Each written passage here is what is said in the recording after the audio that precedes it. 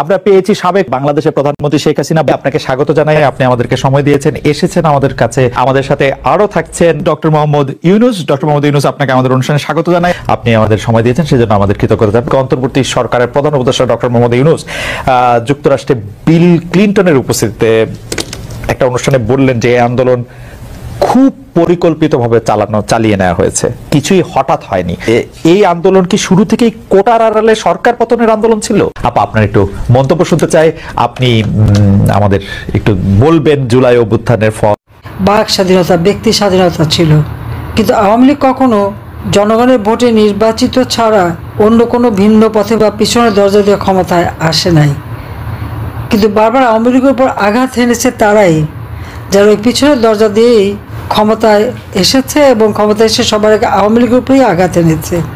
আর এখন আমরা সেই একই অবস্থা দেখি। আর আওয়ামী লীগ, বারবার আওয়ামী লীগের উপরে আঘাত এসেছে। আইয়ুব খান, ইয়াহিয়া খান, জিয়াউর রহমান, এরশাদ, খালেদা জিয়া, কারা না অত্যাচার করেছে। কিন্তু আওয়ামী লীগকে ধ্বংস করা যায় না, ধ্বংস করতে পারবে না। কারণ আওয়ামী লীগের একমাত্র রাজনৈতিক দল মাটি মানুষের থেকে গড়ে উঠেছে জনগণের অধিকার আদায়ের আন্দোলন সংগ্রামের মধ্য দিয়ে। আওয়ামী লীগের শিকড় অনেক শক্ত। কাজে যতই তারা স্বপ্ন দেখুক আওয়ামী লীগ নিঃশেষ হয়ে যাবে, আওয়ামী লীগ নিঃশেষ হয়ে যায় না, যাবে না। আওয়ামী লীগ আবার ঘুরে দাঁড়াবেই। প্রায় 5 লক্ষের মতো মামলা, 4-5 লাখ তো কারাগারেই বন্দি করেছে। ঘুষ টুস দিয়ে অনেক কষ্ট করে হয়তো কিছু জামিন পেয়েছে। কারাগারের ভিতরে আমাদের নেতাকর্মীদের উপর অকথ্য অত্যাচার নির্যাতন চালাচ্ছে। যারা মুক্তিযুদ্ধ করেছে, দেশ স্বাধীন করেছে, তাদের হাতে হ্যান্ডকাপ পরিয়ে আদালতে নিয়ে যায়। আদালতে নেওয়ার সময় তাদের উপরে হামলা করে, সেখানে কেউ রেহাই পায় না। আদালতের ভিতরেই হামলা করা হয়। এখানে আমার একটা প্রশ্ন আছে। আমি শুনলাম আমি আদালত অবমাননা করেছি বলে আমাকে শাস্তি দিয়েছে। মামলাটা কবে উঠলো কোর্টে? কে ছিল সেখানে? সেটা নিয়ে কি কোনো কথাবার্তা হয়েছে? কোনো আর্গুমেন্ট হয়েছে? কিছুই তো হয়নি। আমি বলেছি আবার অপরাধ কি? আমার বিরুদ্ধে 227টা হত্যা মামলা দেওয়া হলো। তা আমি বললাম যে আমি কখন হত্যা করলাম? 227টা হত্যা করে ফেলেছি।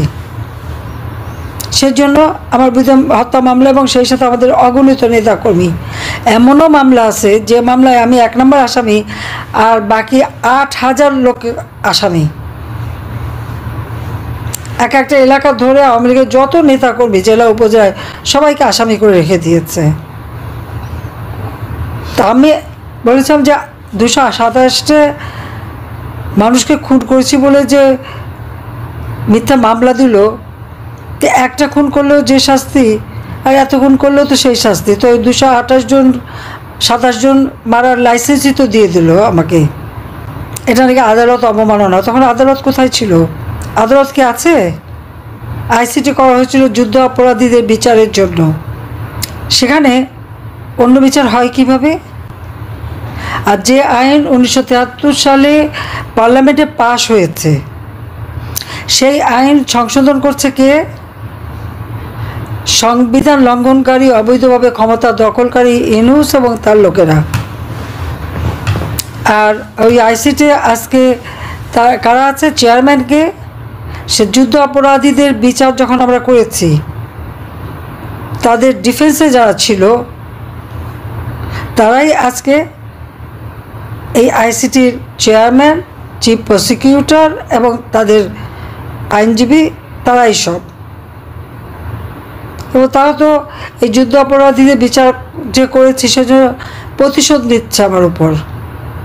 এখন তো 450-র উপরে মামলা, তার মধ্যে বোধহয় 240টাই হবে হত্যা মামলা। তাহলে আমি আবারও বলবো এই 440টার মতো হত্যা মামলা, বাকি বোধহয় এদিক ওদিক কী করেছে জানি না। তার মানে 440টা হত্যা মামলা মানে কি?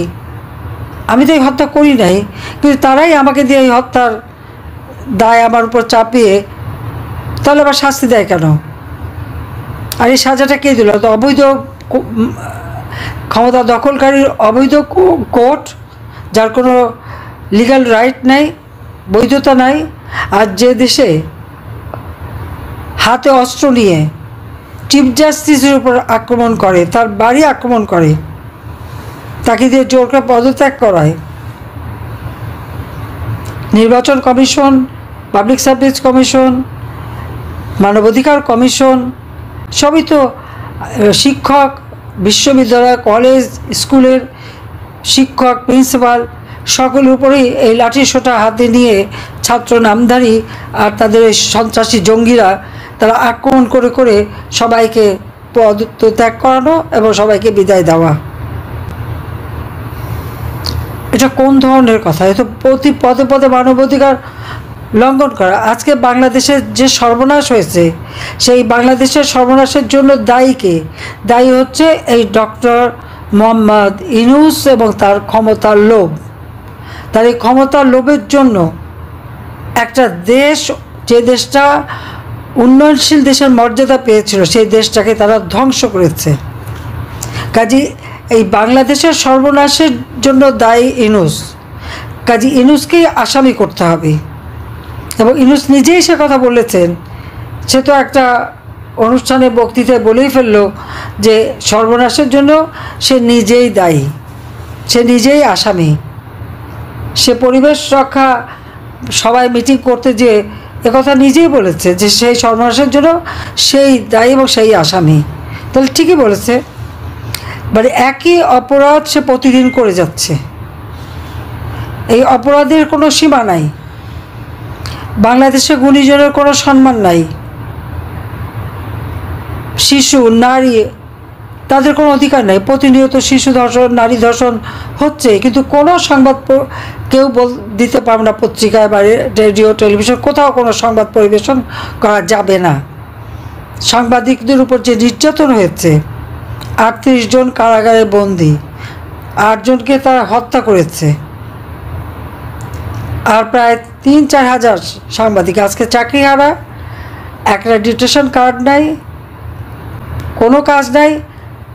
বিটিভি থেকে শুরু করে বিভিন্ন টেলিভিশন এবং রেডিও, সংবাদপত্রের প্রতিনিধি, একবার জেলা উপজেলা পর্যন্ত যাওয়া ছিল, সবাইকে চাকরি থেকে বিদায় দিয়ে দিয়েছে। এবং কোনো সাংবাদিক কোনো কথা বললেই তাদের ভয়। 13টা মানে বিটিভি সহ 13টা বেসরকারি টেলিভিশন এবং সরকারি বিটিভি আগুন দিয়েছে।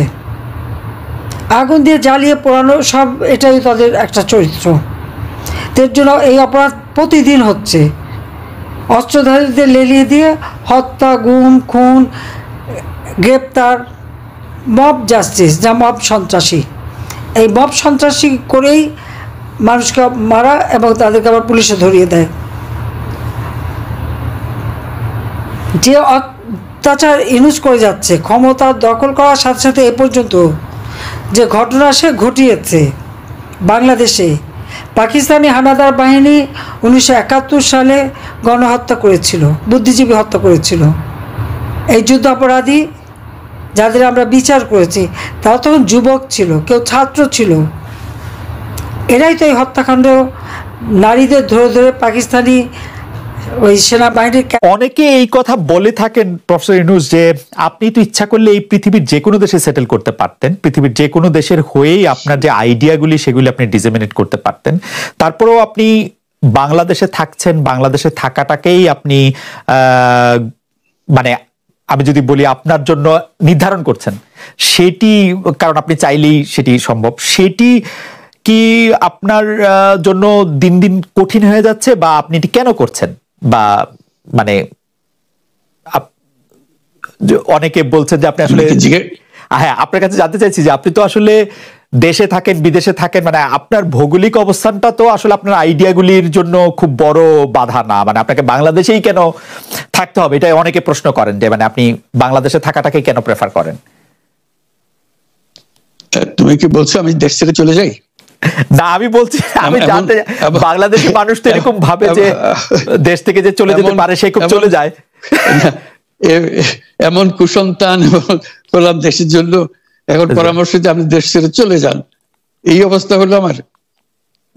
মনে করি না আমার এই অবস্থা হয়ে আছে যে আমি দেশেরই সন্তান, এই দেশেই থাকবো, দেশের জন্য যে কাজ করি সেটাই করব, এটা যতদিন আমি বেঁচে আছি সেটাই করে যাব। আমাকে বিভিন্ন দেশ থেকে আহ্বান জানাই, আমি কেন ওখানে দেশে থাকছেন। আজকেও একটা নতুন দেশ থেকে আহ্বান পেলাম, বলে আমরা সব ব্যবস্থা করে দেবো। এটা আর একটা নতুন দেশ যোগ হলো আছি। কিন্তু আপনি বাংলাদেশেই থাকতে চান, এবং আমাদের কাছে যেটি মানে আমরা সাংবাদিক হিসেবে আপনাকে প্রশ্ন করতেই হয়, আপনি দেখেছেন যে আপনার প্রতিষ্ঠিত গ্রামীণ ব্যাংকের একটি সংবাদ সম্মেলন হয়েছে, সেই গ্রামীণ ব্যাংকের সংবাদ সম্মেলন থেকে আপনার বিরুদ্ধে যে অভিযোগ করা হয়েছে সেই অভিযোগ মানি লন্ডারিং এর। সেই অভিযোগের ক্ষেত্রে বলা হয়েছে আমি সবচেয়ে ডাকু বাংলাদেশে সবচেয়ে বড় ডাকাত এদেশে, কাজে সেই হিসাবে সবাইকে জানান দেওয়া হচ্ছে, সেই হিসাবে আমি পরিচিত হয়েছে। আমি সবচেয়ে বড় ডাকাত, আমি সবচেয়ে সাংঘাতিক মানুষ যে দেশের সর্বনাশ করে যাচ্ছি, সেইভাবে পরিচিত হয়েছে। আপনি আমাদের একটু বলবেন যে আপনি বাংলাদেশের জন্য বা আপনার পরবর্তী লক্ষ্যগুলি কি সারা পৃথিবীর জন্য? আপনি তো শুধু বাংলাদেশ নিয়ে ভাবেন না, যে আপনি আসলে কি করতে চান বা কেমন দুনিয়া চান বা কেমন বাংলাদেশ চান, সেটা আপনার কি লক্ষ্য এই মুহূর্তে? ওই যে বললাম যে এটাই হলো আমাদের স্বপ্নের বীজতলা, যে আমাদের স্বপ্নগুলো একটা একটা দাসে একটা নতুন আইডিয়া আসে, সেটা একটা বীজতলা। এটা আমরা ট্রাই করে দেখি, একটা ছোট আকারে করি, এটা সফল হলে আর একটু বড় আকারে করি। এটা বাংলাদেশি করে একবার সফল হলে সারা দুনিয়া এটা লুফে নেয় দেওয়ার জন্য, সারা দুনিয়ার লোক এখানে আসে, আমাদের লোককে নিয়ে যায়, এইভাবে কাজকর্ম করছি। এটা আমরা একটা থাকছি বাংলাদেশে, করছি বাংলাদেশে, কিন্তু সারা দুনিয়ার লক্ষ্য আমাদের দিকে, আমরা কি করছি, কি চিন্তা করছি, কিভাবে এগুলো পরিচালনা করছি।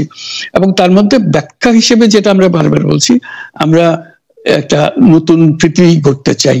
সেই পৃথিবী হচ্ছে 3 শূন্যের পৃথিবী। এটাও বহুবার বলা হয়েছে, তার উপরে বই লিখেছে 3 শূন্যের পৃথিবী কি হবে, যে 0 কার্বন এমিশন, যেহেতু পৃথিবী ধ্বংস হয়ে যাবে এই গ্লোবাল ওয়ার্মিং এর কারণে, একে রক্ষা করতে হলে আমাদের 0 কার্বন এমিশন অ্যাচিভ করতে হবে। কাজে এটা এমন বিশ্ব আমাদের গড়তে হবে যেটা 0 কার্বন এমিশনের বিশ্ব হবে। 0 ওয়েলথ কনসেন্ট্রেশন। আমরা উন্নয়ন বলছি, যে উন্নয়নের সফলতা গুটিগত মানুষের কাছে যায়। এটা শুধু বাংলাদেশে না, সারা পৃথিবীর অবস্থা, যে সমস্ত টাকা গুটি হতে মানুষের কাছে চলে যায়। দুনিয়ার যত সম্পদ আছে এই মুহূর্তে, তার 90% যে সম্পদ, এটা হয়তো 5% লোকের কাছে। 90% 5% লোকের কাছে রয়ে গেল, এবং আগামী দিনে এটার পরিবর্তন অন্যভাবে 90% এর জায়গায় এটা 95% হয়ে যাবে, ওই 5% এর জায়গায় এটা 3% হয়ে যাবে। অর্থাৎ লোকের সংখ্যা কমে যাবে, সম্পদের পরিমাণ তাদের কাছে অনেক বেড়ে যাবে। এটি হলো বর্তমান অর্থনীতির কাঠামো। আমরা বলছি যে এই কাঠামো যতদিন থাকবে এই পৃথিবী টিকতে পারবে না। আর তো হলো 0 আনএমপ্লয়মেন্ট। বিশেষ করে আমরা যেটা জোর দিয়ে বলি, সেটা হলো যে এই যে আর্টিফিশিয়াল ইন্টেলিজেন্স, এটা পৃথিবীকে ধ্বংস করে দেবে। কাজে তার আগে আমাদেরকে ঠিক করতে হবে টেকনোলজিকে আমরা কতদূর নিয়ে যাব, কোথায় সীমারেখা টানবো, এটা ঠিক করতে হবে। সেই পৃথিবীর নাম দিয়েছি আমরা 3 শূন্যের পৃথিবী, 30 ওয়ার্ল্ড। এই আমরা একটা পৃথিবী গড়তে চাই যেখানে এই যে 0 ওয়েলথ কনসেন্ট্রেশন, 0 আনএমপ্লয়মেন্ট এবং 0 ওয়েলথ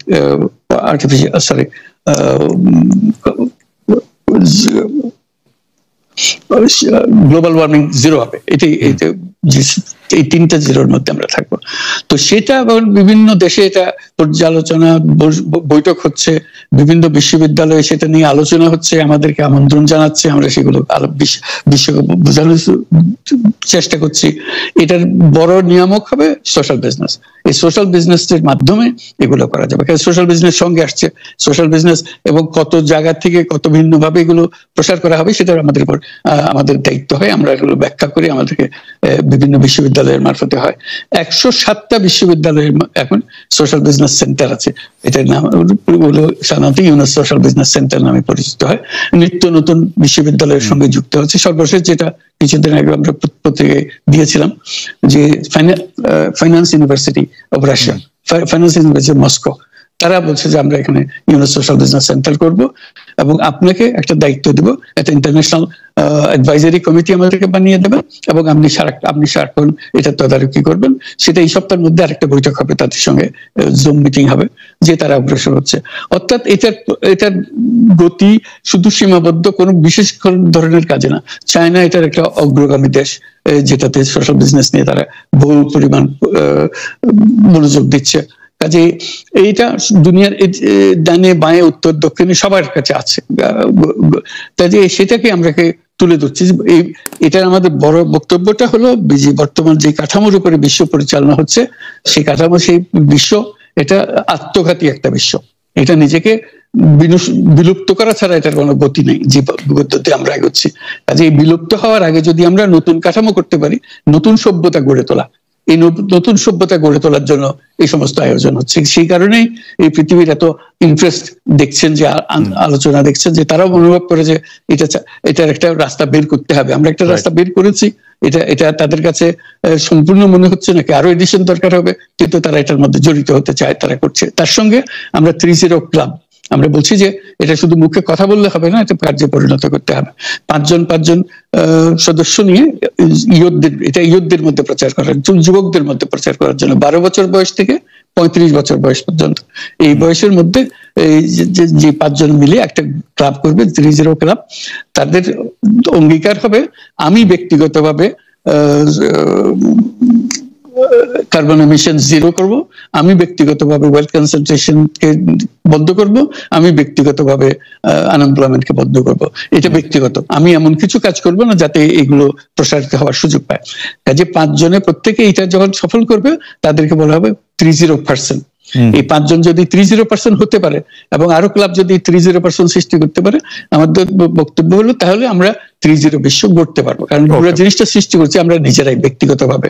এই যে ওয়েস্ট, আমরা এই যে ওয়েস্ট, প্রচুর ওয়েস্ট, আমরা বর্জ্য, এই বর্জ্যতেই আমরা শেষ হয়ে যাব। কাজে আমি বর্জ্যের আমি যদি 30 ক্লাব করি, প্রথম কাজ হলো আমি যে জিনিস আমার দরকার নেই সেই জিনিস আমি কিনবো না, কারণ কিনলে এটা ফেলে দিতে হবে, এক সময় না এক সময় ফেলে